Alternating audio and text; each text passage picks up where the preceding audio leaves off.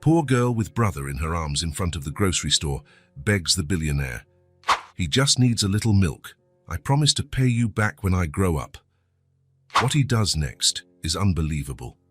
Adrian Blake's footsteps echoed across the marble floor of the corporate building.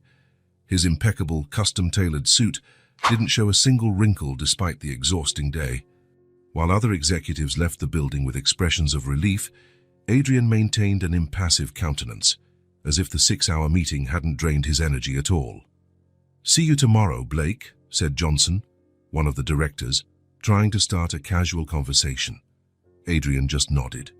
Not out of rudeness, but because he had learned long ago that saving words meant saving time, and time was money. The sky was beginning to darken when he stepped out onto the street.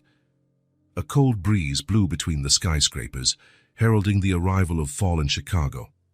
Adrian adjusted his coat and checked his watch. 10 minutes to 7. Normally, his driver would be waiting, but today he had dismissed the service. Something inside him called for a walk, a moment alone before returning to the silent mansion he called home. The city lights were beginning to turn on, creating a golden glow that contrasted with the growing shadows. Adrian decided to take a shortcut past the small corner market. Maybe he'd buy something to eat, although he knew he probably wouldn't have an appetite by the time he got home. That's when his eyes caught something unusual on the sidewalk near the market's entrance. A small girl, who couldn't have been more than 5, was sitting on a concrete step. Her brown hair fell in messy waves over her shoulders, and her dress, though clean, showed signs of long-term wear. But what really caught Adrian's attention was what she was holding, a baby wrapped in a faded blue blanket. Adrian slowed his pace, intrigued. The normal thing to do would be to keep walking. Other people's problems were not his responsibility. That's what he had always done, after all. But there was something about that scene that stopped him from simply ignoring it. The girl looked up as he approached. Her large brown eyes had a seriousness that didn't belong to a child her age. Adrian could see the tear stains on her cheeks, but she wasn't crying now. She looked determined, like an adult facing a complex problem. "Mister," she called out, her voice surprisingly firm for someone so small. Adrian stopped, hesitant. He wasn't used to interacting with children. In his 42 years, he had built a business empire, closed million-dollar deals, and faced ruthless competitors, but he never knew how to talk to a child. "Yes," he replied, keeping a safe distance. The girl hugged the baby tighter to her chest before speaking again. "He just needs a little milk." Her voice broke for a moment, but she swallowed hard and continued. "I promise to pay you back when I grow up." Those simple words hit Adrian like a punch to the gut. He, who was never shaken by anything, felt something strange stir in his chest. It wasn't pity. Adrian hated feeling pity. It was something deeper, more unsettling. The baby in the girl's arms stirred, making a small noise. He wasn't crying, just making weak sounds, as if he had already given up on protesting. "Where's your mother?" Adrian asked, looking around, hoping to see an adult approaching. "She's waiting," the girl answered without elaborating. "I told her I would get milk for Tommy." Adrian took a deep breath. The city was full of scammers, adults who used children to elicit sympathy and get money, but something in that little girl's eyes didn't seem rehearsed. There was a dignity in those small eyes, a strength that intrigued him. "What's your name?" he asked, crouching down a bit to get closer to her level. "Emily," she replied, adjusting the baby in her lap. "And this is Tommy. He's hungry." Adrian noticed the girl's hands, too small for the responsibility they carried. He saw how she protected her brother, as if she were the only barrier between him and the world. Without planning, without thinking about the consequences, Adrian extended his hand to her. "Come with me," he said, in a tone that surprised even himself with its gentleness. Emily hesitated, looking at his outstretched hand and then at Adrian's face. In that brief moment, Adrian saw something he didn't expect. It wasn't just distrust, but also assessment. The girl was judging him, deciding if he was trustworthy. "I'm going to buy milk for your brother," Adrian explained, keeping his hand extended. "In the market, right there." Emily looked in the direction he pointed, and then, carefully, she stood up. She didn't take his hand, but she got to her feet, holding the baby firmly. "Okay," she said seriously, "but I'll be keeping an eye on you." An involuntary smile appeared on Adrian's face. The courage of that child was something rare. He gestured the way, and Emily followed him, maintaining a cautious distance. Inside the market, the fluorescent lights created an environment completely different from the twilight of the street. Adrian grabbed a basket and walked through the aisles, conscious of the small steps behind him. Emily watched everything in silence, her eyes registering every detail, as if she wanted to memorize the place. "What kind of milk does your brother drink?" Adrian asked, stopping in front of the dairy section. Emily pointed to a bottle of milk. "That one. Mommy said it's good for babies." Adrian took a bottle of milk, placing it in the basket. Then, without asking, he added fresh bread, a few packages of cookies, fruit, and a bottle of juice. Emily followed him, her eyes widening with each item he added. "Is all of this for us?" she finally asked, her voice betraying her surprise. Adrian nodded, without looking at her. "Yes, you need more than just milk." At the checkout, the cashier looked curiously at Adrian and then at Emily. Her gaze held an unasked question, but Adrian ignored it, paying in cash and asking for everything to be put in a sturdy bag. When they left the market, night had completely fallen. Adrian handed the bag to Emily, who took it with her free hand, still holding the baby with the other. "Thank you," she said, and then she smiled. It was a small, shy smile that lit up her face for just a second before disappearing. But it was enough to have a strange effect on Adrian. Something inside him shifted, like a rusty door being opened after years of being locked. "Are you going to be able to carry all of that?" he asked, looking at the bag and the baby. Emily nodded, determined. "I can. I've carried heavier things." That statement, said so naturally, made Adrian feel a pang of... what? It wasn't quite sadness. It was something more complex, a feeling he couldn't name. "Are you sure you don't want me to walk with you?" he offered, surprising himself again. Emily shook her head. "No need. My mum is waiting. It's not far." She took a few steps back, as if ready to leave, but then she stopped and looked directly at Adrian. "You're a good person," she declared with the brutal simplicity that only children possess. "I'll pay you back one day, I promise." Before Adrian could reply, she turned and started walking, adjusting the baby and the bag with a skill that spoke of practice. Adrian stood still, watching the small figure walk away until she turned a corner and disappeared. For a moment, he remained motionless, as if processing what had just happened. Then, without consciously planning it, he started walking in the same direction Emily had taken. He wasn't following her, he told himself. He just needed to make sure she got there safely. Keeping a discreet distance, Adrian turned the corner and saw Emily walking with determined steps down the dark sidewalk. She didn't seem afraid, despite the time and the area. Adrian followed her, always keeping his distance, entering streets that were progressively less lit and more empty. Finally, Emily reached a small, neglected park, crossing it until she came to a bridge over an urban stream.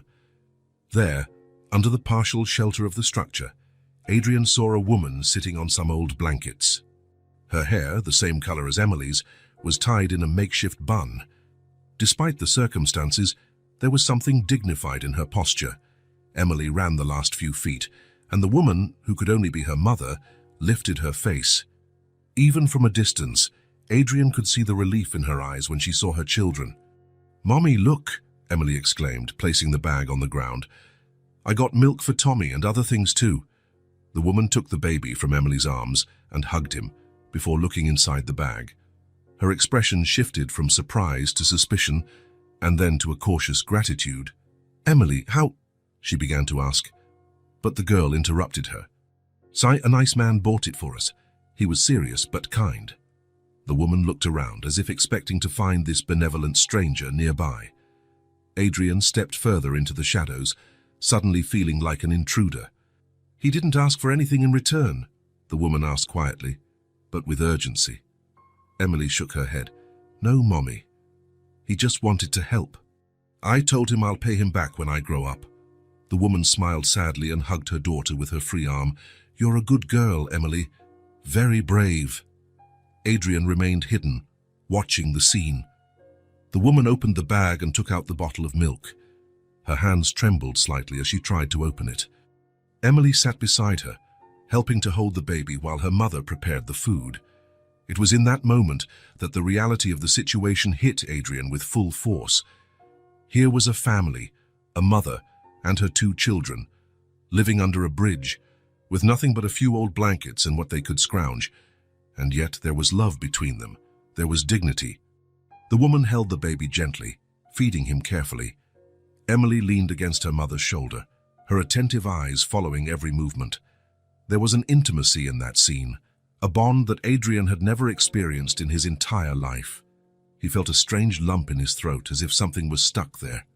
His eyes burned, and Adrian blinked, surprised by his own body's reaction. He couldn't remember the last time he felt like crying. Probably when he was a child, before his father taught him that men don't cry. The woman opened one of the cookie packages and gave one to Emily, who accepted it with a tired smile. The girl nibbled on the cookie slowly, as if wanting to make it last as long as possible. Adrian saw the mother discreetly wipe a tear from her face as the baby fell asleep in her arms, finally fed. She whispered something to Emily, who nodded and lay down on one of the blankets. The woman arranged another blanket over her daughter with a gesture of infinite tenderness.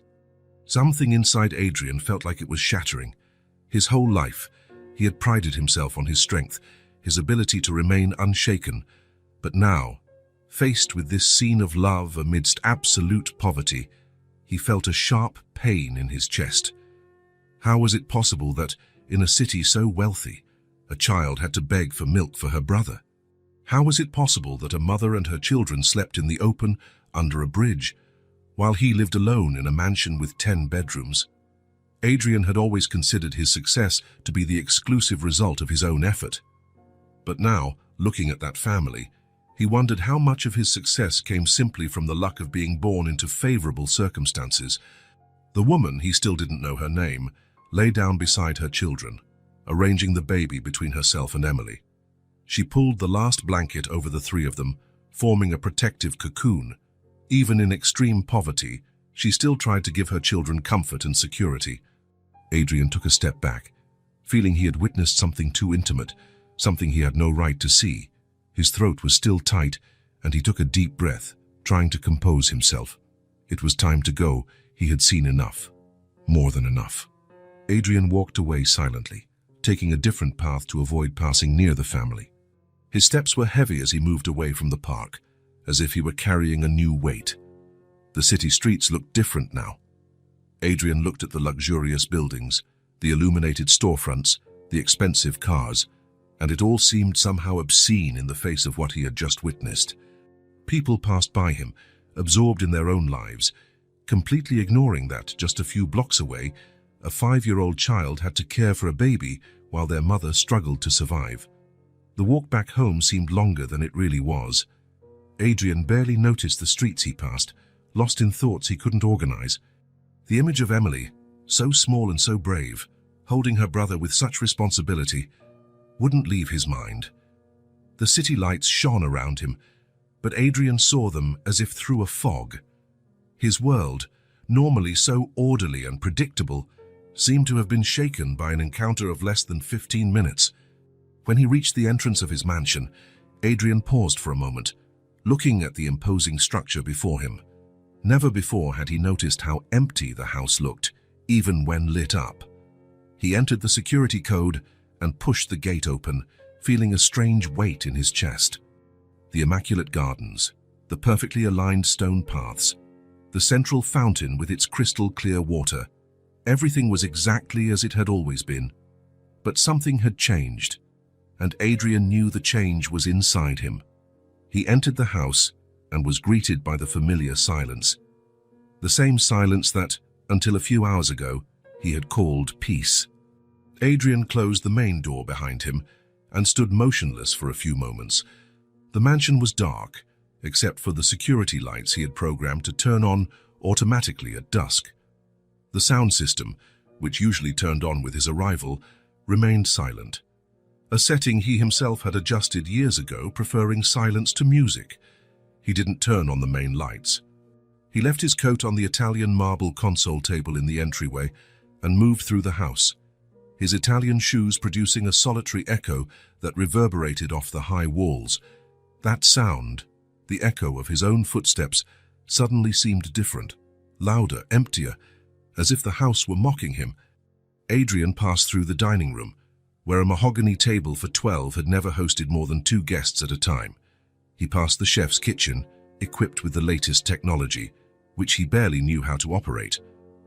At the bar, he poured himself an expensive whiskey, but the taste seemed bitter in his mouth. With the glass in hand, he continued his pilgrimage through his own house. He climbed the spiral staircase, past the 5 guest rooms that had never been used, the library with books he'd bought in bulk because they matched the decor, the home theater where he often fell asleep while expensive movies played on the giant screen. Finally, he reached his personal office. This room, at least, bore his mark. It was where he spent most of his time when at home, working late, reviewing contracts, planning acquisitions, calculating profits. Adrian turned on only the lamp on his desk. The soft light cast shadows in the corners of the office. He approached the fireplace, an imposing stone structure he rarely lit, not because he disliked the warmth or the sight of the fire, but because he had never thought of it as important. He placed the glass on the fireplace mantel and looked at his own reflection in the mirror above. He saw a 42-year-old man, dark hair with graying temples, an angular face that business magazines called determined and implacable. He saw the blue-gray eyes that employees feared meeting during meetings.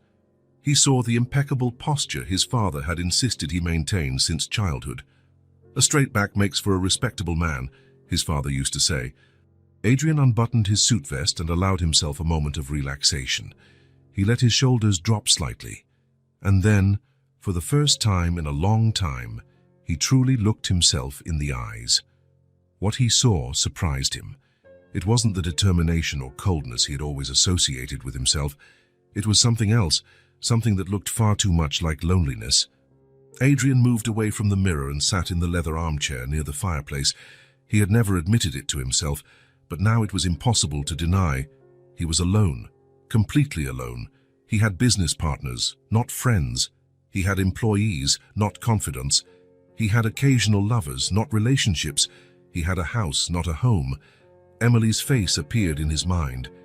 Those brown eyes, too serious for a 5-year-old. The way she held her brother, as if she were his only protection against the world. The courage in that childish voice. "Mister, he just needs a little milk. I promise to pay you back when I grow up." Adrian rubbed his face with his hands, trying to erase the image, but it persisted. He saw Emily and her mother, sleeping under the bridge, sharing old blankets apart but still together, united, connected by something he had never truly experienced, unconditional love. "I have everything," Adrian murmured to the empty fireplace, "and I have nothing." In that moment, a truth he had buried for years surfaced.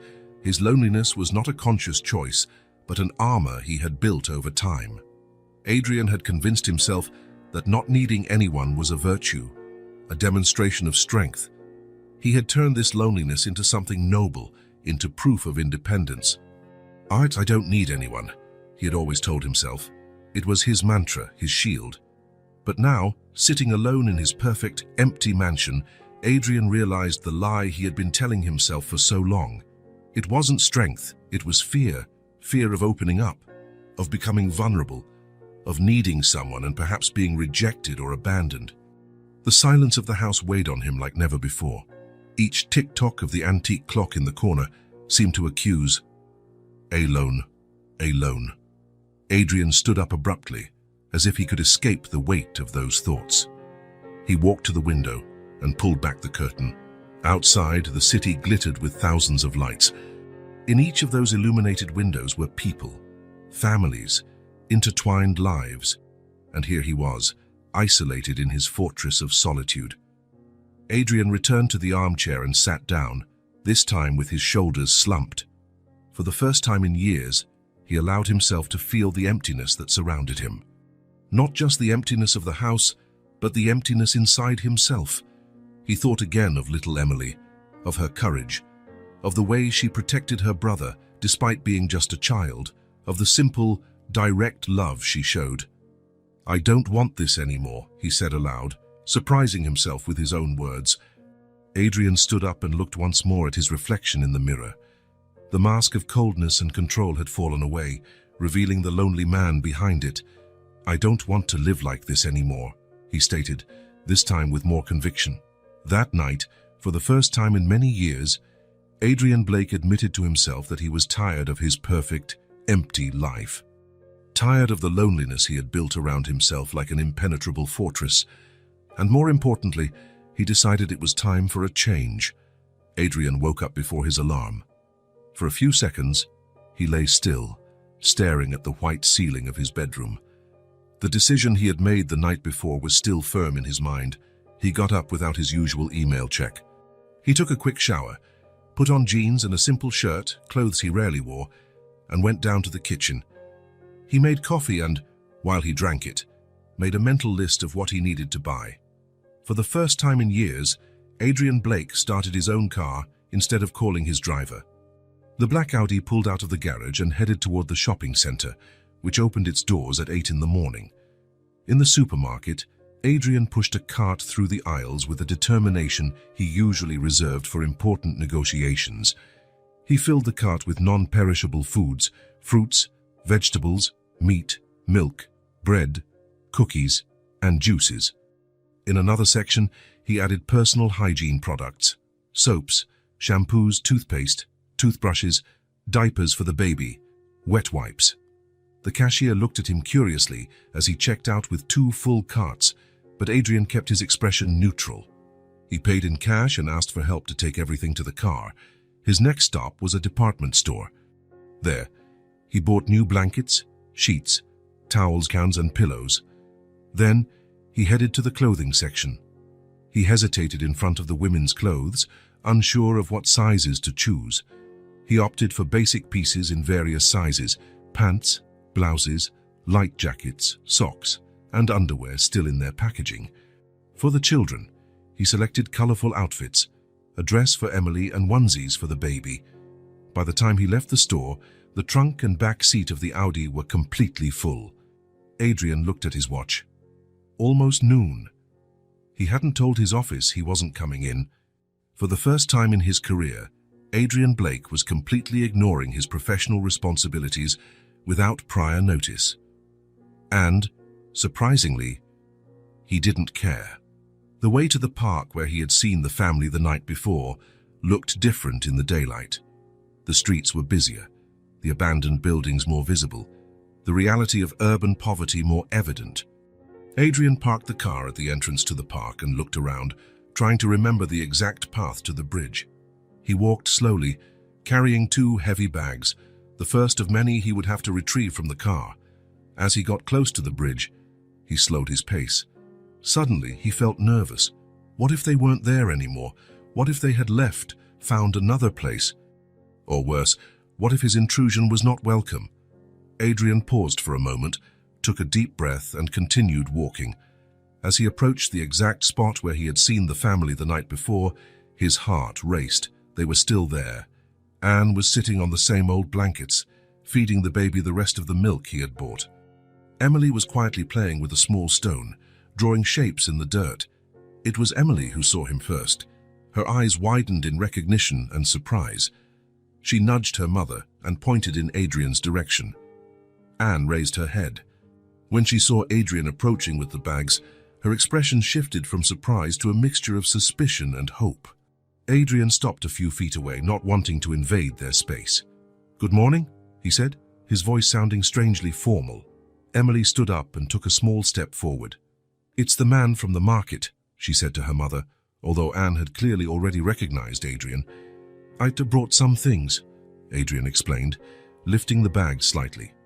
"Oh, there's more in the car?" Anne adjusted the baby in her arms and stood up as well. She was shorter than Adrian had imagined, perhaps from always seeing her sitting down. Her brown hair, just like Emily's, was tied in a makeshift bun. Despite the circumstances, there was a dignity in her posture. "Why?" she asked, her voice low but firm. Adrian hadn't expected the direct question. He thought for a moment before answering honestly, "I'm not sure, it just felt like the right thing to do." Anne studied him for a long moment, as if trying to decipher his true intentions. Finally, she nodded. "Thank you," she said simply. Adrian placed the bags on the ground. "Have this food, cleaning supplies, some clothes. I'll get the rest." Before Anne could answer, Emily approached the bags and looked at Adrian with the same serious eyes from the night before. "You came back," she stated, as if it was something extraordinary. "Yes," Adrian replied, feeling something strange in his chest as he looked at the child. "I came back. I told Mommy you were a good person." Adrian didn't know how to respond to that. He mumbled something about getting the rest of the things and walked back to the car. He made 3 more trips, bringing all the bags. With each return, he found Emily and Anne carefully examining the contents of the previous bags, their faces showing a mix of relief and disbelief. When he finished bringing everything, Adrian stood there, unsure of what to do next. Part of him wanted to leave immediately. He had done his good deed, he had helped. But another part, a part he barely recognized, wanted to stay. Anne approached him, still holding the baby. Her face showed embarrassment, but also genuine gratitude. "I don't know how to thank you," she said, her voice almost a whisper. No one has ever done something like this for us." Adrian felt a lump in his throat. "You don't have to thank me." "Yes, I do," Anne insisted. "My name is Anne Miller. This is Emily, and the baby is Thomas. Adrian Blake," he introduced himself, extending his hand in a formal gesture that felt strange given the circumstances. Anne hesitated for a moment before briefly shaking his hand. Her touch was light, but Adrian noticed the calluses on her fingertips, hands that knew hard work. I should go," Adrian said, suddenly uncomfortable with the intensity of the gratitude in Anne's eyes. "Of course," she replied quickly, taking a step back. "You've already done much more than—" "Aren't you staying?" Emily interrupted, sounding disappointed. Adrian looked at the girl, at her hopeful eyes, and felt something inside him break. How could he explain to a child that he didn't belong here, that his life was completely different, that he was a lonely man who barely knew how to interact with other people, let alone a family in need? "I can't right now," he finally replied, "but I'll come back to see how you are." He hadn't planned on saying that. The words just came out. Emily smiled, a smile that lit up her small face and made Adrian feel that strange pressure in his chest again. "Promise?" she asked. "Emily," Anne gently chided, "we can't ask Mr. Blake for anything more. He's already been too generous." Adrian looked from Anne to Emily, and then to the baby in his mother's arms. He took a deep breath. "I promise," he said, surprising himself again. He said goodbye with an awkward wave and walked back to his car. The entire way, he felt Emily's eyes following him. When he got into the Audi and started the engine, he looked in the rearview mirror. Emily was still there, a small figure by the bridge, watching him. Adrian drove aimlessly for the next few hours, trying to understand what was happening to him. Why did he care so much about this family? Why did the sight of a mother and 2 children living under a bridge affect him so deeply? And why had he promised to come back? That night, lying in his king-size bed, Adrian couldn't sleep. The image of Emily, Anne, and little Thomas wouldn't leave his mind. The contrast between his empty mansion and that family's situation was so stark, it was almost obscene. The next day, Adrian went to the office but couldn't concentrate. He cancelled 2 meetings and spent most of the time looking out the window, lost in thought. At 3 in the afternoon, he grabbed his coat and left, ignoring his secretary's surprised look. He stopped at a coffee shop and bought sandwiches, coffee, and hot chocolate. Then, he drove straight to the park. Anne was alone when he arrived. She was sitting on the blankets, mending what looked like one of Emily's dresses. The baby slept beside her, wrapped in one of the new blankets Adrian had brought. She looked up when she heard his approaching footsteps. Her eyes showed surprise, as if she didn't really believe he would return. "Where's Emily?" Adrian asked, stopping a few feet away. "She went to get water from the park fountain," Anne replied, setting the dress aside and standing up. "She should be back soon." Adrian held up the bag with the sandwiches. "I brought something for you to eat." Anne accepted the bag with a silent thank you. Adrian noticed that she had organized all the things he had brought the day before. The bags were neatly stacked, and she had clearly chosen some clothes for herself and the children, storing the rest. There was something about the dignity with which Anne faced her situation that touched Adrian deeply. He knelt down, bringing himself to her level, and before he could think better of it, he asked, "Why are you here?" The question came out more directly than he intended, and for a moment Adrian feared he had offended Anne. But she just took a deep breath, as if preparing to tell a story she had told herself many times. "My husband left us," she began, her voice calm but filled with a restrained pain. "He met another woman at work. Younger, no children. One day he just didn't come home." Adrian nodded, keeping his eyes fixed on her, giving her space to continue. "I found out he had racked up debts, a lot of debt, credit cards, loans, all in my name too. I was working part-time at a store, but it wasn't enough to pay the bills and take care of the children." She glanced briefly at the sleeping baby before continuing. "When Thomas was born, I had complications. I was in the hospital for a week. I lost my job. I tried to find another one, but with a newborn. The bills piled up. We were evicted 3 weeks ago." Adrian felt a growing anger towards the man who had abandoned his family in such a way, an anger that surprised him with its intensity. "You don't have any family who can help? Friends?" he asked. Anne shook her head. "My parents passed away years ago. I have a sister out west, but we haven't spoken in a long time. And friends, well, people drift away when you start having problems." At that moment, Emily returned, carrying a plastic bottle full of water. Her face lit up when she saw Adrian. "You came back," she exclaimed, running to him. "You promised and you really came back." The girl's joy was so genuine, so pure, that Adrian felt that pressure in his chest again. Without thinking, he reached out and lightly touched Emily's hair. "I promised," he said simply. Emily sat next to her mother, looking eagerly at the bag of food. Anne opened one of the sandwiches and broke it in half, giving one piece to her daughter. Adrian watched as they ate, noticing how Anne took small bites, as if trying to make the food last longer. An idea that had been forming in his mind since the night before grew into a certainty. It was an absurd, impulsive idea, completely out of character for him. But somehow, it seemed like the only possible path. Adrian took a deep breath, surprised by what he was about to say, but at the same time, absolutely sure of his decision. "I have a big house," he began, the words coming out with a naturalness that surprised him. "I need help. You can live there." Anne froze, the sandwich halfway to her mouth. Her eyes widened in shock. What?" she whispered. "My house is too big for one person," Adrian continued, the idea solidifying as he spoke. "There are empty rooms, extra space. You could help take care of the house, and in return, you would have a place to stay." Anne slowly lowered the sandwich, her face a mask of disbelief and caution. You barely know us," she said, her voice trembling. "I know," Adrian admitted, "and you barely know me. But you need a place to live, and He hesitated, searching for the right words. "I need to not be alone." It was the most sincere truth Adrian had spoken in years. He needed to not be alone. He needed that family in his empty house, not just for them, but for himself. Emily looked from Adrian to her mother, her big eyes absorbing every word of the conversation, though she probably didn't understand all the implications. Anne covered her face with her hands for a moment, and when she lowered them, Adrian saw tears in her eyes. "I accept," she whispered, her voice barely audible. "Anything." Those last two words hit Adrian like a punch. Anything.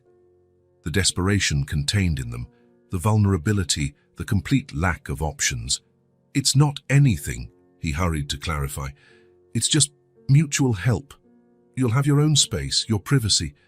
I'm not asking for anything in return other than some help with the house." Anne studied him for a long time, as if trying to gauge the sincerity of his words. Finally, she nodded. "When?" she asked simply. "Now," Adrian replied. "We can go now." In less than 10 minutes, all of the family's belongings were gathered and placed in the trunk of the Audi. It wasn't much, just the clothes and items Adrian had brought the day before, plus a small backpack with Anne's documents and some of the children's mementos. As he helped Emily settle into the back seat, Adrian felt a strange mix of emotions. Part of him couldn't believe what he was doing, taking a family of strangers into his home. But another part, a part that seemed to be waking up after a long sleep, felt it was exactly what he should be doing. When he started the car and began driving toward his mansion, Adrian looked in the rearview mirror and saw Emily holding her sleeping brother's hand. The girl smiled at him, a smile full of trust and hope. And in that moment, Adrian knew that something inside him had broken for good. The barrier he had built around his heart, the wall that had kept him isolated for so long, had crumbled. And strangely, instead of feeling fear, Adrian felt relief. The electronic gate opened with a soft hum. Adrian drove slowly up the stone path that cut through the mansion's front garden. In the rearview mirror, he saw Emily's eyes widen as she watched the central fountain, the perfectly trimmed trees, the flower beds. Anne was also looking out the window, but her expression was harder to read. There was amazement, yes, but also apprehension. She held Thomas against her chest as if the baby were a shield. Adrian parked the car at the entrance of the house and turned off the engine. For a moment, no one moved. The silence inside the vehicle contrasted with the soft sound of the fountain's water and the occasional bird song. "We're here," Adrian finally said, his voice strangely formal. He got out of the car and opened the back door for Emily. The girl got out slowly, her eyes scanning the mansion's facade, the stone columns, the huge windows. Anne got out from the other side, still holding Thomas.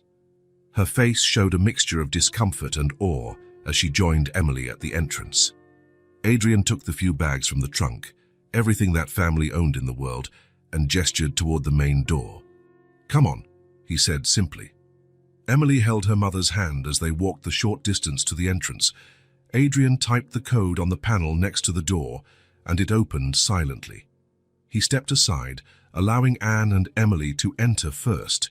The entryway, with its marble floor and curved staircase, seemed even more imposing seen through the eyes of its new occupants.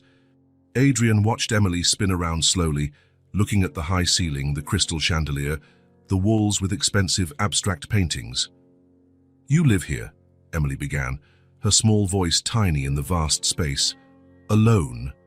Adrian felt his chest tighten at the simple question. "Yes," he replied, placing the bags on the floor. "I live alone." The girl frowned, as if that were hard to comprehend. "But it's so big." "Emily," Anne gently chided, "don't be nosy." "It's all right," Adrian assured, though the child's observation had touched on something painful inside him. "Come, I'll show you the house." He led them through the ground floor, showing them the formal living room, which he rarely used, the dining room with the table for 12, the media room with leather sofas and a giant flat-screen TV, the professional kitchen, equipped with appliances he barely knew how to operate, the music room with a piano he never played. With each new room, Emily's eyes widened further, and Anne's discomfort seemed to grow. Adrian began to see his own house through their eyes, excessively large, unnecessarily luxurious, strangely devoid of any human warmth. They went up to the second floor. Adrian showed them the guest rooms, never used, and indicated which ones they could occupy. "This one can be for Emily," he said, opening the door to a room decorated in soft shades of blue and white. "And this one next to it has space for a crib for Thomas." Anne looked at Emily's room, then at Adrian. "It's very kind, but maybe it's better if we stay together, at least at first. Thomas still wakes up during the night, and Emily—" She hesitated. "Emily has nightmares sometimes." Adrian nodded quickly. "Of course, you can stay in the main guest suite. Then, it has an adjoining room that can serve as a bedroom for the children." He led them there, a spacious room with a king-size bed, a private bathroom, and a small adjacent room that, with a few adjustments, could accommodate Emily and Thomas's crib. "This is perfect," Anne said, clearly relieved to be able to keep her children close. Emily ran to the window and looked out. "Look, Mommy, you can see the fountain from here."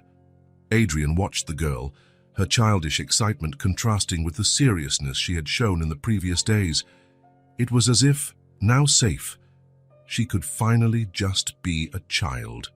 "So we need to buy a crib for Thomas," Adrian commented, "and maybe some things to make the room more comfortable for you." "You've already done so much for us," Anne said quickly. "We don't want to be any more trouble." "It's no trouble," Adrian replied, though part of him wondered what exactly he was doing. "Guess we'll sort it out tomorrow." He showed them where the towels were, how the shower worked, where the temperature controls were. Anne absorbed every piece of information attentively, as if memorizing instructions for an important test. "Make yourselves at home," Adrian said finally, feeling strangely out of place in his own house.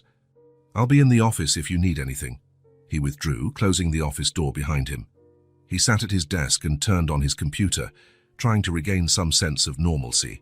There were dozens of unread emails, missed calls, urgent messages. Adrian tried to focus on them, but his mind kept returning to the people who now occupied his house. What was he doing? What madness had possessed him to bring strangers to live with him?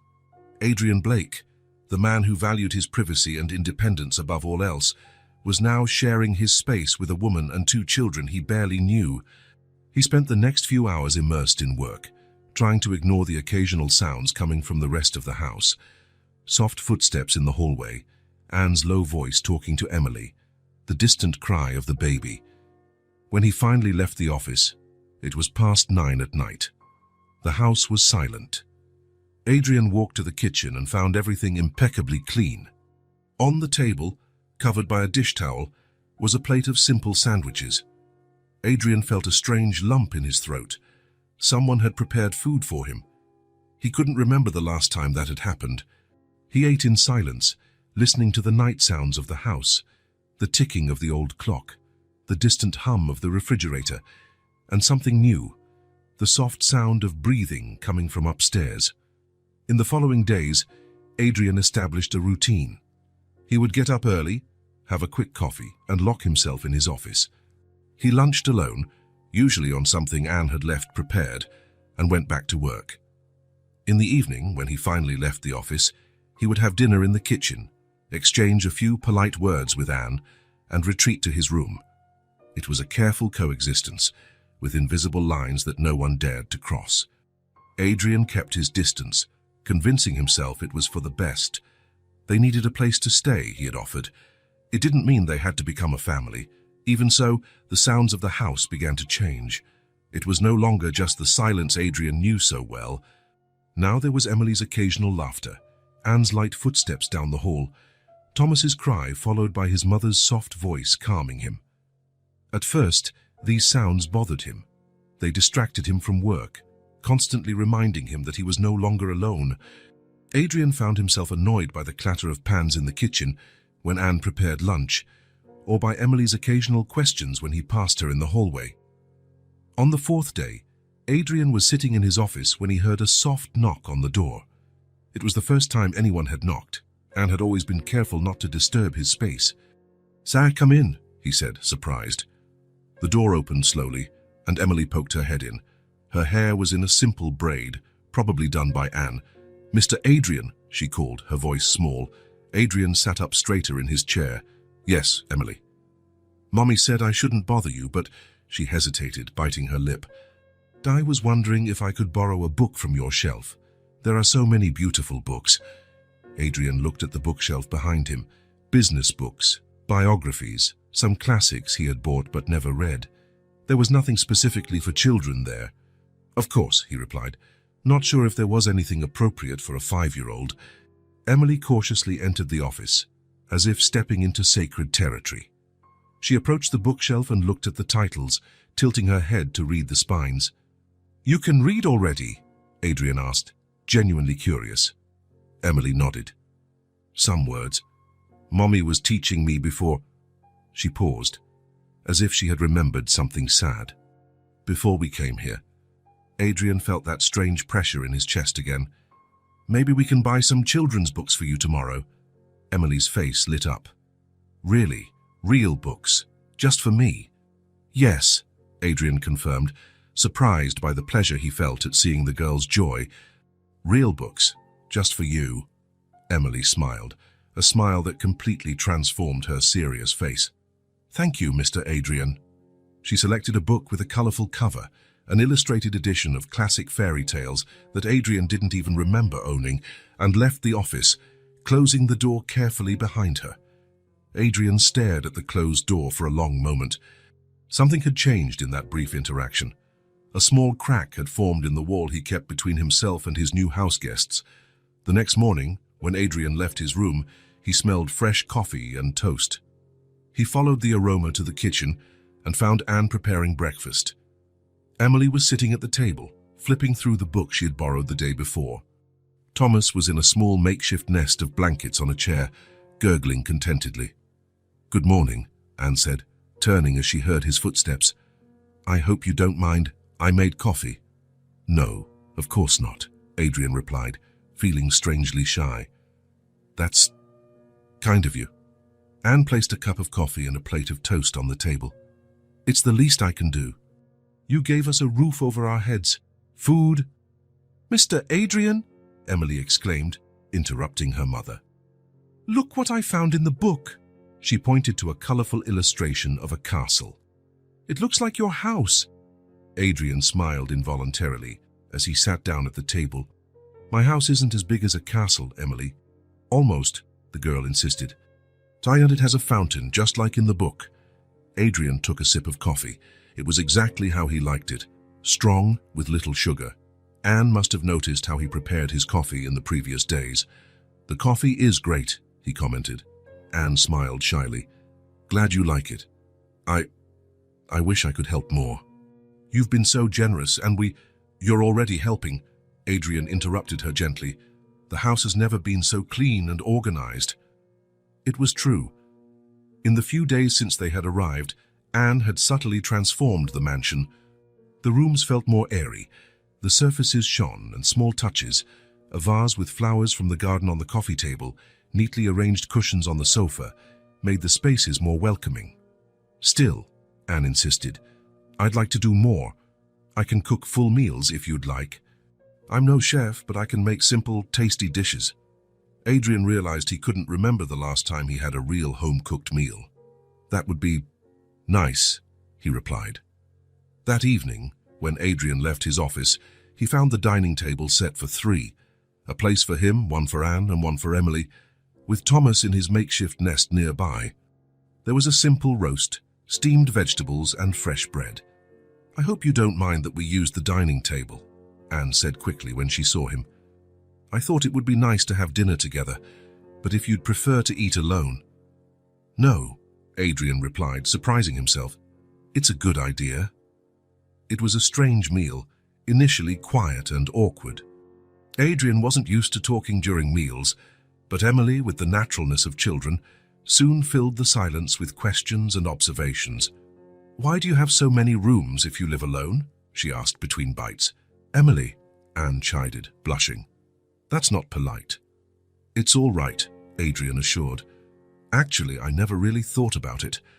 I bought the house because I could, I suppose.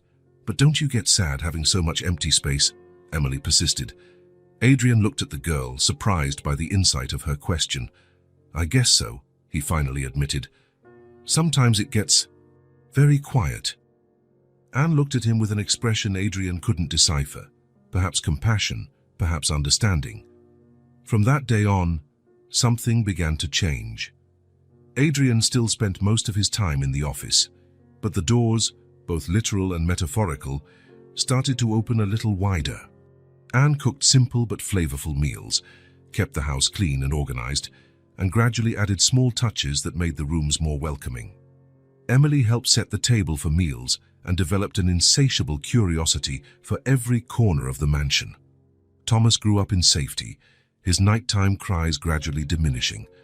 The sounds of the house, which initially bothered Adrian, began to become familiar, even comforting.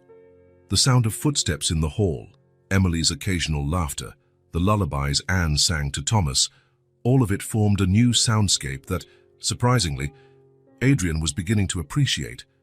The days passed, and a routine settled in almost naturally. Adrian still spent many hours in his home office, but he began to make small concessions to his usual isolation. Sometimes he would leave the door ajar while he worked. Other times, he would come out for a coffee in the mid-afternoon and find Emily reading in the living room, or Anne folding clothes. In the mornings, Adrian would leave early to go to the company. It was something he had done for years, without a second thought.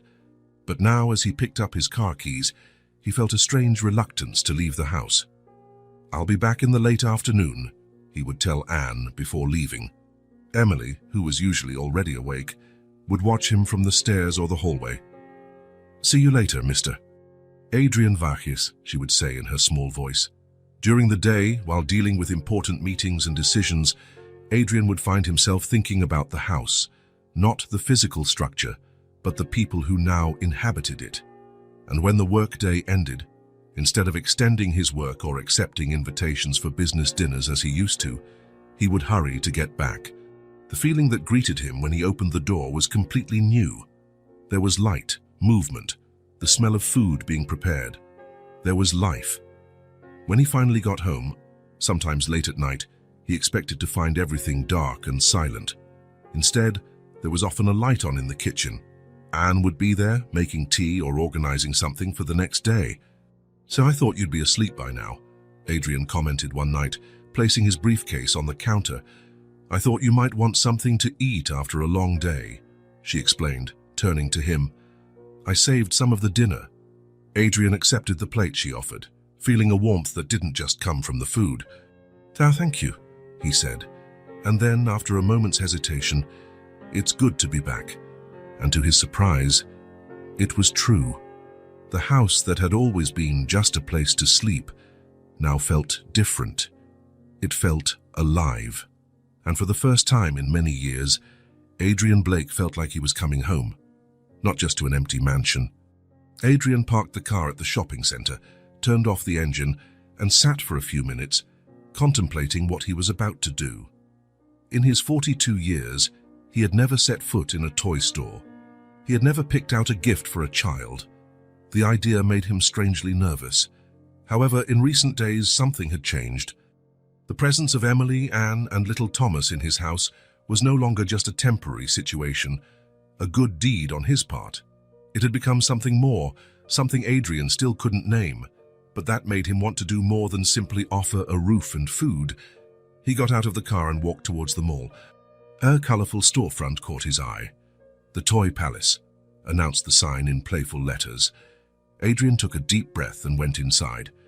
The inside of the store was a universe of colors, sounds, and movement. Toys of all kinds filled shelves up to the ceiling. Dolls and cars and games, stuffed animals. Adrian looked around, momentarily disoriented by the vastness of options. "Can I help you?" a saleswoman asked with a friendly smile. Adrian hesitated. "I'm looking for something for a 5-year-old girl." "Any preferences? Dolls, educational games, art kits?" Art. The word sparked a memory. Emily flipping through the book she had taken from his office, her eyes shining as she saw the colorful illustrations. "Something related to drawing, perhaps," Adrian suggested, "and also something for a baby about a year old." The saleswoman nodded and guided him through the store, showing him options. Adrian chose carefully: a sketchbook with a colorful cover, a box of vibrant colored pencils, a small sturdy plastic easel. For Thomas, he selected a soft teddy bear and some building blocks with animal figures. Before heading to the checkout, Adrian noticed a small shelf with children's books. He remembered the promise he had made to Emily days ago. He selected several titles with beautiful illustrations and simple stories, suitable for a child learning to read. "A gift for your children?" the saleswoman asked as she wrapped everything. Adrian opened his mouth to correct the mistake, but something stopped him. "Yes," he replied simply, surprising himself. On the way back home, Adrian found himself anticipating Emily's reaction. He had never particularly cared about the happiness of others, not in a personal, involved way. He had made donations to charities, of course, but always in a distant, impersonal manner. This was the first time he wanted to see, with his own eyes, the result of his generosity. When he arrived home, he found Anne in the kitchen, preparing dinner. Thomas was in his makeshift playpen, playing with a wooden spoon. "Where's Emily?" Adrian asked, keeping the bags hidden behind his back. "In the living room reading?" Anne replied, casting a curious glance at Adrian's unusually eager expression. Adrian nodded and walked to the living room. Emily was sitting on the rug, flipping through the same book she had taken from his office days ago. Her hair, now always clean and combed, fell over her concentrated face. "Emily," Adrian called, his voice softer than usual. The girl looked up and smiled when she saw him. It was no longer the shy, cautious smile of the first few days, but something more relaxed, more natural. Adrian realized that Emily was no longer afraid of him. "I have something for you," he said, bringing the bags to the front. Emily's eyes widened in surprise. She carefully closed the book and stood up, approaching with curiosity. Adrian knelt, getting on her level, and began to take the gifts out of the bags. First the books, and which he stacked to the side. Then the sketchbook with the colorful cover, the box of pencils, and the small easel. Emily remained motionless, looking at the gifts with an expression Adrian couldn't decipher. For a terrible moment, he feared he had made a mistake. Maybe she didn't like to draw. Maybe the gifts were inappropriate. Then, slowly, Emily reached out and touched the sketchbook. Her small fingers slid over the colorful cover, feeling the texture. She opened it carefully, as if it was something fragile and precious, and flipped through the blank pages. "Is it for me?" she asked in a low voice, as if she was afraid she had misunderstood. "All of this is for you," Adrian confirmed. "And these," he added, taking Thomas's toys out of the bag, "are for your brother." Emily looked at the gifts, then at Adrian, and back at the gifts. Her expression was one of pure amazement, as if she couldn't believe what she was seeing. Slowly, she picked up the sketchbook and the box of pencils, holding them against her chest with a care that squeezed Adrian's heart. This wasn't how a child normally reacted to presents. It was as if she had never received something that was just hers before. "Thank you, mister," she whispered, her voice so quiet Adrian could barely hear it. Something in the formality of that "mister," the same word she had used when they first met, hit Adrian deeply. Despite living under the same roof for weeks, to Emily he was still the mister who had bought milk for her brother that first day. "You can call me Adrian," he said gently. Emily nodded, still hugging the gifts. "Thank you, Adrian." At that moment, Anne entered the living room, drying her hands on a dish towel. She stopped at the door when she saw the scene. Adrian kneeling on the rug, Emily hugging the sketchbook and pencils, toys scattered around. "What?" she began, but Emily interrupted her, running to her mother. "Look, Mommy, the Miss Adrian bought them for me. As there are things for Tommy too." Anne looked at the gifts, then at Adrian, a silent question in her eyes. "I thought they would like them," Adrian explained, feeling suddenly embarrassed under Anne's piercing gaze. "They're just a few simple things." Anne opened her mouth, then closed it again, clearly at a loss for words. Then something happened that Adrian had never seen before. She smiled, a genuine smile that lit up her face and softened the lines of worry that seemed permanently etched there. "Thank you," she said finally, her voice thick with restrained emotion. Emily, oblivious to the intensity of the moment between the adults, was already sitting on the floor, opening the box of pencils. Her eyes shone as she examined each color, carefully lining them up in rainbow order. "Tommy, look," she called, and Anne brought the baby from the playpen to his sister. Thomas, with a baby's natural curiosity, immediately tried to grab one of the pencils, but Emily gently moved it away. "No, Tommy, you have your own toys," she explained with the seriousness of an older sister doing her duty. Then she picked up the teddy bear and the colorful blocks, showing them to her brother. "Look what Adrian brought for you." Adrian remained where he was, watching the scene. Emily explained each color to Thomas with surprising patience for someone so young. The baby babbled, trying to repeat the words, while playing with the colorful blocks. Anne sat on the sofa, watching her children with an expression softened by joy and gratitude. Occasionally, her gaze met Adrian's, and there was something new there, a kind of connection that didn't exist before. Adrian felt a strange warmth in his chest, a sensation that spread slowly.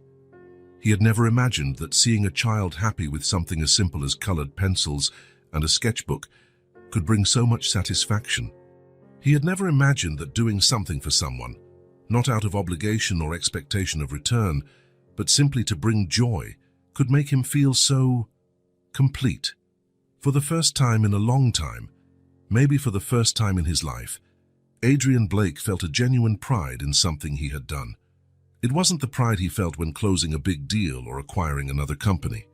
It was something deeper, more personal, something that touched a part of him he didn't even know existed. In the days that followed, Emily was rarely seen without her sketchbook and pencils. She drew in every free moment, sitting at the table after meals, on the living room rug while Adrian read the newspaper, in the garden under the shade of a tree. Adrian noticed that she always hid what she was drawing when he approached, quickly closing the sketchbook or turning the page. He didn't question it, respecting her privacy, although he felt a genuine curiosity about what so absorbed her. Anne commented one evening as they prepared dinner together, another subtle but significant change in their routine, that she had never seen Emily so happy and focused. She always liked to draw, Anne said, chopping vegetables, but she never had her own materials. At school, she always had to return the pencils at the end of class. Adrian nodded, feeling that strange pressure in his chest again. The idea of a child never owning something as simple and fundamental as colored pencils was hard to conceive for someone who had grown up with every material privilege. A week after giving the gifts, Adrian was in the living room, reviewing some work documents, when he heard light footsteps approaching. He looked up and saw Emily standing in the doorway, holding her sketchbook against her chest. "Adrian?" she called, her voice small but determined. There was no longer any hesitation when she said his name.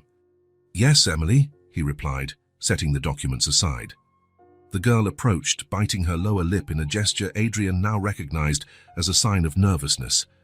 I made something for you," she said, carefully opening the sketchbook. Adrian felt a wave of unexpected curiosity and emotion. Emily turned the sketchbook towards him, showing a drawing that filled an entire page. On the paper, with childish but surprisingly detailed strokes for a 5-year-old, were 4 figures holding hands. A tall man with dark hair, clearly Adrian, stood next to a female figure with brown hair who could only be Anne. Between them, 2 smaller figures, a girl in a colorful dress and a baby represented only by a large head and a small body. Everyone was smiling, with big smiles drawn in semicircles. Above them, a bright yellow sun, and in the background, a house that vaguely resembled Adrian's mansion, with many windows and a fountain in front. Is that us?" Adrian asked, his voice strangely hoarse. Emily nodded, watching his reaction closely. "It's our family," she explained with the direct simplicity of children. Then she pointed to the figure representing Adrian. "That's you. You saved us." Adrian felt something tighten in his throat, a lump he couldn't swallow. "That's family," he repeated softly, the word sounding strange and yet perfectly right on his lips. Emily smiled, apparently pleased with his reaction. "Can I put it on the fridge? My teacher at school always put our drawings on the wall." Adrian nodded, unable to speak for a moment. Emily ran off towards the kitchen, probably to ask Anne for help hanging the drawing. Adrian remained seated, looking at the empty space where the drawing had been. "You saved us," she had said, with the simplicity and honesty only a child could have. But the truth that hit Adrian at that moment was very different. It wasn't he who had saved Emily, Anne, and Thomas. It was they who had saved him, from loneliness, from emptiness, from the purposeless life he had led before they arrived. For the first time, Adrian fully understood what had happened. He wasn't just someone who had helped a family in need. He had become part of their story, just as they had become part of his. Together, they were writing a new chapter, not just in their lives, but in his as well. Adrian stood up and walked to the kitchen. On the refrigerator, held by a colorful magnet, was Emily's drawing. Anne was setting the table for dinner, while Thomas happily banged a spoon on his high chair. Emily, seeing Adrian enter, smiled. "Dad, did you like it?" she asked, pointing to the drawing. Adrian looked at the 4 figures holding hands under the bright sun. "It's the most beautiful drawing I've ever seen," he replied, with absolute sincerity. And in that moment, in that once cold and impersonal kitchen, now full of life and warmth, Adrian Blake understood the true meaning of family, not as an abstract concept, but as a concrete reality made of small moments, of holding hands, of drawings on the fridge, a reality that, against all odds, he was now a part of. Weeks turned into months, and the presence of Anne, Emily, and Thomas in Adrian's mansion ceased to be a novelty and became a natural part of life. The routine had settled with a tranquility Adrian had never imagined possible. The mornings were filled with the sound of little footsteps, occasional laughter, and the scent of fresh coffee. The evenings brought shared dinners, simple conversations, and the comforting feeling of having a place and people to come back to. Adrian still worked a lot, but something had changed.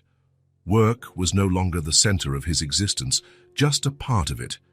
He began to decline unnecessary evening commitments, to end meetings on time, to delegate tasks he once insisted on doing himself, all so he could get home earlier. On that autumn morning, Adrian came down for coffee, feeling a slight pressure in his chest. He attributed it to stress. He had an important meeting with investors that day. He ignored the discomfort and sat at the table, where Emily was already eating cereal while drawing in her notebook. "Good morning," Anne said, placing a cup of coffee in front of him. "Did you sleep well?" Adrian nodded, forcing a smile. The pressure in his chest had increased a little, but he didn't want to worry her. "Yes, thank you." "And you?" Tommy woke up twice, but he went back to sleep quickly. "He's teething." Adrian looked at the baby, who was playing with colorful blocks in his high chair. Thomas was no longer the fragile baby he had first seen in Emily's arms. Now he was a sturdy toddler, with rosy cheeks and a smile that showed 4 little teeth. "What are you going to do today?" he asked Emily, who looked up from her drawing. "Mommy is going to teach me how to write my full name," the girl answered proudly. "And we're going to make cookies." "That sounds fun. I hope you save some for me." Emily smiled, that smile that always made something stir inside Adrian's chest. "We'll save the prettiest ones." Adrian tried to take a sip of coffee, but the pressure in his chest suddenly intensified. He put the cup down, feeling his breathing become difficult. A cold sweat started to form on his forehead. "Are you okay?" Anne asked, noticing his paleness. "Adrian." He tried to answer, but the pain was now radiating down his left arm. It felt like someone was squeezing his chest in a vice. He tried to stand up, but his legs seemed to lose their strength. "Adrian!" Anne's voice sounded distant, as if coming from a tunnel.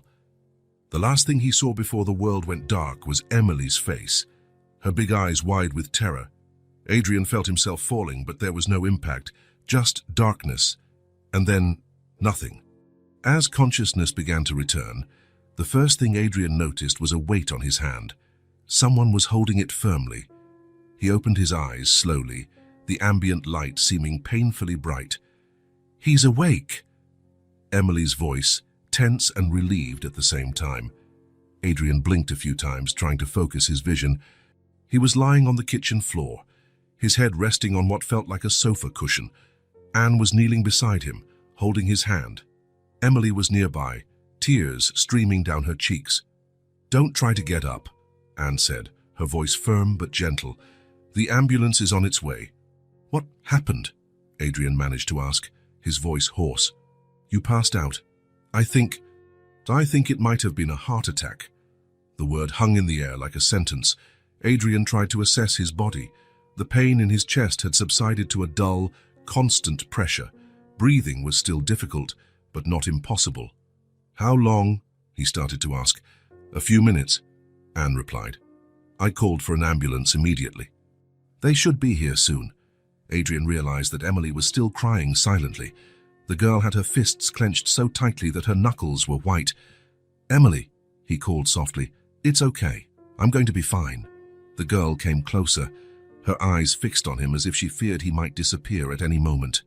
"You fell," she said, her voice trembling. "Like Michael's dad from school, his dad never came back." Adrian felt a pang in his heart that had nothing to do with his physical condition. "I will come back," he promised. "Don't worry." Emily nodded but didn't seem convinced. She knelt beside him and, to Adrian's surprise, laid her head on his shoulder, hugging him tightly. Adrian felt the dampness of her tears on his neck. Anne continued to hold his hand, her fingers discreetly checking his pulse every few seconds. Adrian looked at her, noticing the genuine concern in her eyes. It wasn't just the concern of someone for the person they depended on financially. It was something deeper. "I'm sorry for scaring you," Adrian said, his voice still weak. "Don't talk," Anne replied. "Save your strength." But Adrian felt a sudden urgency, a need to say things he had never said before. The brush with death, because that's what he had felt when the pain exploded in his chest, had awakened an unexpected clarity in him. "Anne," he called, squeezing her hand. "I need to say something." She shook her head. "It can wait. You need to—" "No," Adrian interrupted, feeling tears welling up in his eyes.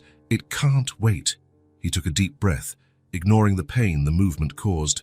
I've never told anyone this," he began, his voice thick with restrained emotion. "My mother died young. I was 8. Cancer. My father was cold, always was. After she was gone, he got worse. I never had a real family. I never knew what that was." Adrian paused, tears now streaming freely down his face. Emily lifted her head, watching him with a mixture of curiosity and concern. "I never knew what this was, what I have with you," Adrian completed, his voice almost a whisper. Anne squeezed his hand firmly, her own eyes welling up. "We never had this either," she replied softly. "Not like this." Adrian closed his eyes, letting the tears fall without embarrassment. Years of repressed emotions, of loneliness disguised as independence, of voids filled with work and material achievements. It all seemed to surface now, as he lay on his kitchen floor, surrounded by people who, in a few short months, had become more important to him than anything he had ever owned. The distant sound of sirens broke the moment. Anne stood up quickly.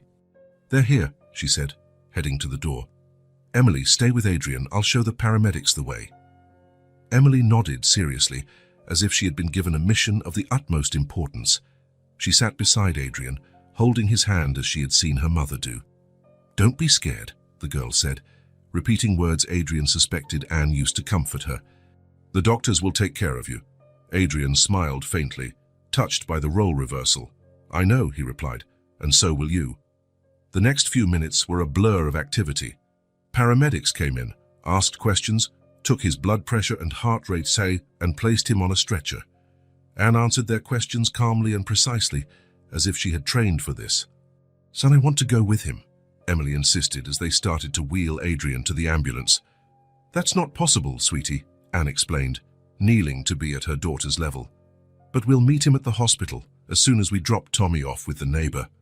Emily reluctantly agreed, but ran to the stretcher before Adrian was loaded into the ambulance. "Come home," she pleaded, her large, serious eyes fixed on him. "Promise." Adrian felt his heart, that heart he now knew was fragile, clench at the intensity of her request. "I promise," he replied, and it was a promise he intended to keep at all costs. The days in the hospital passed slowly. Tests confirmed a mild heart attack caused by a partially blocked artery. The doctors talked about stress, diet, moderate exercise, regular medication. Adrian listened with unusual attention, asking questions he never would have thought to ask before. It wasn't just his life at stake now. There were people who depended on him, who were waiting for him. Anne and Emily visited him every day. Anne brought home-cooked food, ignoring Adrian's weak protests that the hospital provided meals. Emily brought new drawings, which soon covered the wall next to his hospital bed. Thomas, who couldn't enter the ICU, sent kisses via his sister, who delivered them solemnly, making Adrian smile even in his most uncomfortable moments. On the 4th day, the doctors finally discharged him. Adrian was paler, thinner, but his eyes had a different shine, the shine of someone who had been given a second chance and was determined not to waste it. Anne came to pick him up, bringing clean clothes and the attentive care that had characterized her days at the hospital. On the way home, she drove with extra caution, casting frequent glances at Adrian in the passenger seat. "Thank you," Adrian said at one point, breaking the comfortable silence that had settled between them. Anne glanced at him quickly. For what? For everything. For taking care of me. For bringing Emily. For being there. Anne smiled. That rare smile Adrian had learned to cherish. It's what families do, she replied simply. Families. The word still sounded strange, but more and more right. When they arrived at the mansion, Adrian felt an unexpected emotion upon seeing the familiar facade. He had never before felt this sense of return, this relief at coming home. It had always been just a place to sleep and work. Now it was so much more. Anne helped him inside, ignoring his protests that he could walk on his own. In the entryway, Adrian stopped, surprised by what he saw. A colorful, clearly handmade banner stretched across the living room doorway. "Welcome home, Adrian." The letters were uneven, some uppercase mixed with lowercase, and there were drawings of hearts and stars all over it. Emily's work, no doubt. She worked on it for 2 days, Anne commented, noticing his gaze. She wanted it to be perfect for your return. Adrian felt a lump in his throat. It is perfect, he managed to say. Anne led him to the living room, where an even bigger surprise awaited him. Adrian's favorite armchair had been prepared with extra cushions and a soft blanket. Beside it, on a small table, was a tray with hot tea. The doctor's prescribed medications carefully arranged, and a small vase with flowers from the garden. Thomas slept peacefully in his portable playpen in the corner of the room, his peaceful sleep a contrast to the turmoil of the past few days. And on the rug next to the armchair was Emily. Sitting cross-legged, she hugged the sketchbook Adrian had given her months ago. When he entered, she looked up but didn't stand, didn't run to him as Adrian had half expected. Instead, she just watched him in silence, her big eyes examining him carefully, as if to make sure he was really okay. There was something in that look, a mixture of relief, concern, and a love so simple and direct it almost hurt, that touched Adrian deeply. It wasn't about grand gestures or dramatic declarations. It was just a child, sitting in silence, holding a gift he had given her, looking at him with eyes that said more than words ever could. Adrian sat in the armchair prepared for him, feeling the exhaustion from the hospital trip. Anne handed him a cup of tea and discreetly retreated to the kitchen, giving them a moment alone.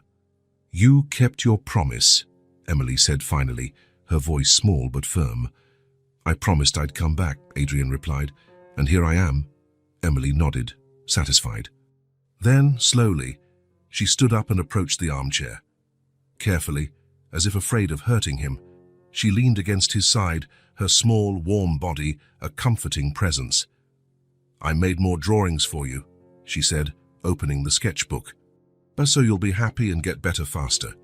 Adrian looked at the colorful pages, scenes of all of them together, at home, in the garden, in the kitchen, everyday moments transformed into art through a child's eyes. In that moment, with Emily by his side showing him her drawings, the warm tea in his hands, the medications so carefully arranged, the baby sleeping peacefully in the corner, and Anne in the kitchen preparing something that already scented the house, Adrian realized a simple but profound truth.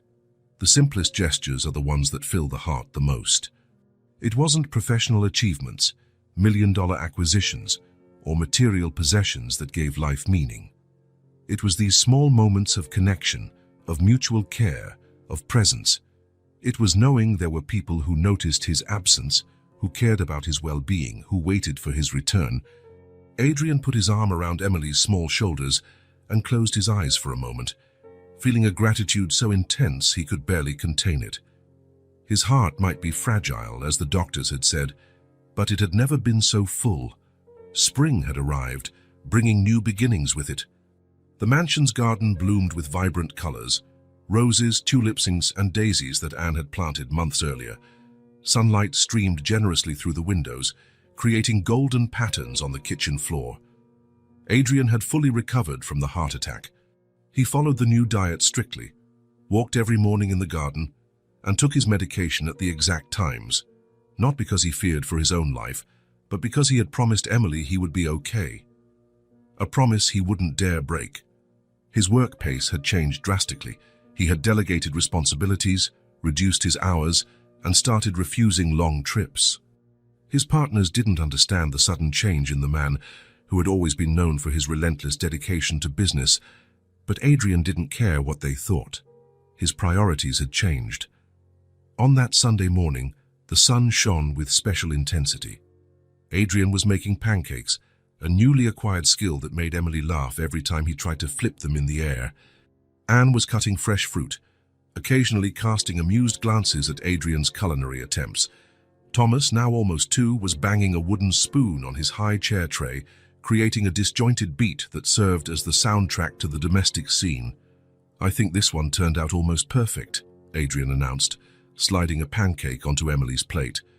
The girl examined the pancake critically, then smiled. "It's better than the last one. It doesn't look like a squashed half-moon anymore." Anne laughed, placing the bowl of fruit on the table. "Emily, be nice. Adrian is trying his best." "I am being nice," the girl protested. "I said it's better." Adrian smiled, sitting down at the table. Sundays had become his favorite days. No work, no commitments, just the 4 of them together at home. Simple as that. Emily covered her pancake with honey and took a large bite, leaving a golden mustache on her upper lip. Thomas immediately tried to imitate his sister, reaching for the honey pot. "No, Tommy," Anne intervened quickly. "You're too little for honey." The boy pouted in disappointment, a look that lasted only until Anne put pieces of banana on his plate. He picked them up with his chubby fingers, smiling with satisfaction. Adrian watched the scene with a sense of fullness that still surprised him. How could something so simple, a family breakfast, bring so much happiness? Before, he used to have coffee alone, usually standing up while checking emails. Now these shared meals were the highlight of his days. "What are you thinking about?" Anne asked, noticing his contemplative gaze. Adrian shook his head, smiling. "About how much everything has changed. For the better." Emily finished her pancake and wiped her mouth with a napkin, a formality Adrian found adorable. She looked at him with that serious expression she sometimes assumed, the same one she had when they first met. "I still want to pay for everything," she said suddenly, her voice small but determined. Adrian blinked, confused for a moment. Then he remembered that first night, the little girl on the market sidewalk holding her baby brother. "Mister, he just needs a little milk. I promise to pay you back when I grow up." Something moved in his chest, an emotion so intense it almost hurt. Adrian felt his eyes well up. "You already have," he replied softly, holding Emily's small hand across the table. "You taught me what it means to have a family." Emily tilted her head, curious about the emotion in his voice. Anne looked at Adrian, her own eyes moist, a silent understanding passing between them. Adrian took a deep breath, knowing the time had come to say something that had been growing inside him for months. He looked at Anne, then at Emily, and finally at Thomas, who was now watching him with big, attentive eyes, as if he sensed the importance of the moment. "I was a cold man," Adrian began, his voice low but firm. "I didn't know how to care. I spent my days working, accumulating money, buying things, but I would come home to an empty house. I didn't know what I was missing." He paused, swallowing the lump that was forming in his throat. "But you changed that. I'm better because of you. Better as a person, as a man." He hesitated, searching for the right words. I don't know how to live without you anymore." Anne reached her hand across the table, taking his. Her eyes conveyed everything words couldn't express. "We don't either," she replied simply. Emily got up from her chair and ran to hug Adrian. He picked her up, feeling her little arms around his neck, the smell of honey and children's shampoo. "Are we a real family now?" Emily asked against his shoulder. "Yes," Adrian replied, looking at Anne over the girl's head. "That we are a real family." Thomas banged happily on his tray as if applauding, making everyone laugh. In that instant, sitting in his sunny kitchen with Emily on his lap, Thomas drumming happily, and Anne looking at him with a smile that said everything, Adrian Blake understood that he had found something money could never buy. A real home. It wasn't the mansion with its immaculate gardens and luxurious rooms. Home was in Emily's laughter, in Thomas's uncertain steps, in Anne's knowing glance. It was in the imperfect Sunday pancakes, The drawings hanging on the fridge, the conversations at night after the children were asleep. A cold, lonely businessman had found a desperate girl holding her baby brother. An impulsive act of help had turned into the greatest gift Adrian had ever